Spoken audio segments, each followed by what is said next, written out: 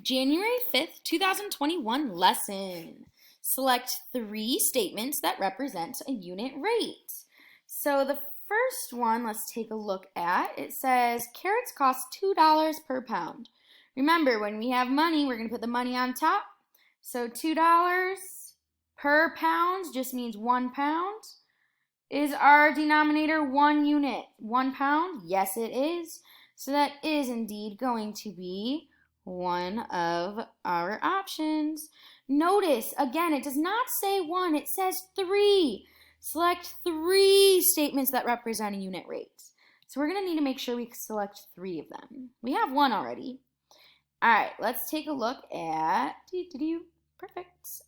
Sylvia buys 5 shirts for $75. All right, so remember, money on top. So $75 for 5 shirts. So $75 for 5 shirts. Do we have a 1 in our denominator? Is it 1 unit for 1 shirt? No, it's not.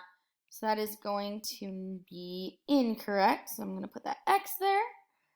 All right, let's take a look at our next one. Boop, boop, boop, boop, boop, boop, boop, boop. All right, so it takes 3 hours to drive 165 miles. So 3 hours to drive 165 miles. Now, is it a unit rate? Is there a 1 in our denominator? Nope, that's 165, so that is incorrect as well. Let's take a look at the last 2. Woo. There we go. Still getting used to my little pen here.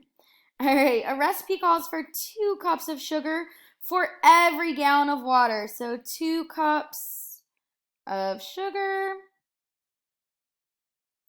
for every gallon of water. So that just means 1 gallon of water.